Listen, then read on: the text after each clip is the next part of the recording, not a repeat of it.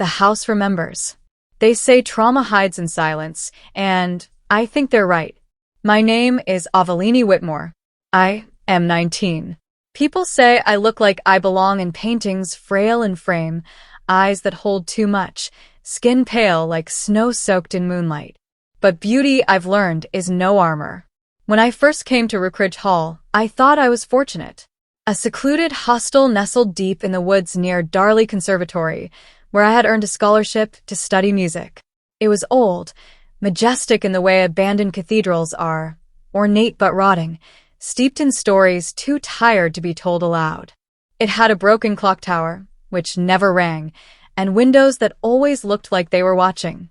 The man who owned the place was Mr. Hollow. His name suited him too well. Thin-lipped, gray-eyed, polite in a way that scraped the soul. He moved like someone who had once been a man and forgotten how.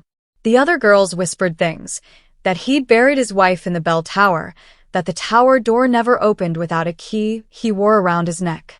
I listened, laughed, and tucked my fears beneath my pillow. That was before that night. I remember the storm. The windows shook in their frames, and the wind carried voices, faint, repeating my name. I couldn't sleep. My room felt too still, too cold. Then there was a knock. Gentle, measured. It was Mr. Hollow. He said the east corridor had water damage, that it would be safer in the tower guest room. I was young, too trusting. I followed him. I don't remember the entire night. My memories scatter there, like ink spilled on silk. I recall the creaking stairs, the scent of rust and rain, the dim candle in his hand. Then a door. Heavy, iron-bound. When it shut behind me, I heard the click of a lock that wasn't mine. I recall waking on the stone floor, shivering. My shoulder ached. There was a red mark across my collarbone like something had tried to erase me. I never told anyone. What would I say? That I trusted a man I didn't know? That I had no proof of anything except the hole in my memory? I buried it, smiled, played my violin, made myself forget. But Rookridge doesn't let things go. It began with the clocks.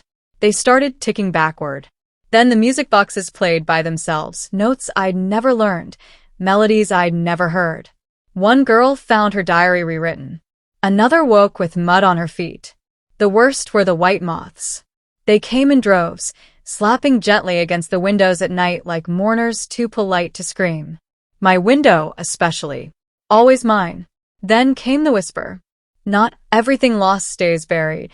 I woke up standing in the hallway, barefoot, the tower door open. And I remembered. Everything.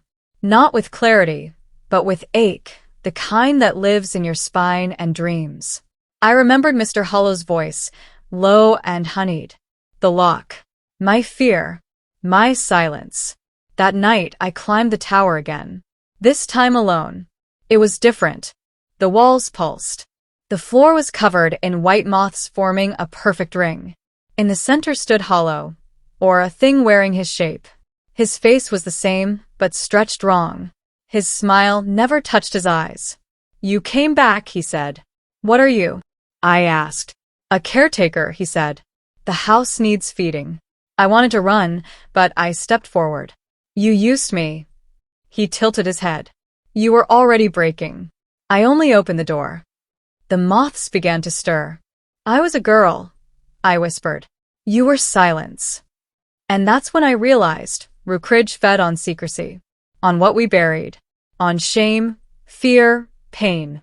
It had been drinking from us for years, and Hollow was its chalice. But I remembered now, and memory is fire. I stepped into the ring of moths. They rose around me, not swarming, but lifting like breath. I felt their wings graze my skin, cold, soft, final. Hollow's smile faltered. His form flickered. The moths turned on him. He screamed, not like a man in pain, but like something being exorcised. His voice warped, grew hollow, and then the tower shook. I felt the house wail. The moths closed around him. And then nothing. I woke at dawn alone. The air was clean. The ivy on the walls had turned to ash. The other girls woke peaceful. No moths. No broken clocks. Mr. Hollow?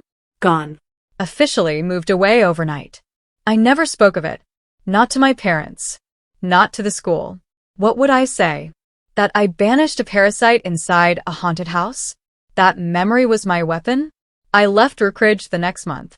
But sometimes, I still hear the ticking. I still see white wings in my dreams.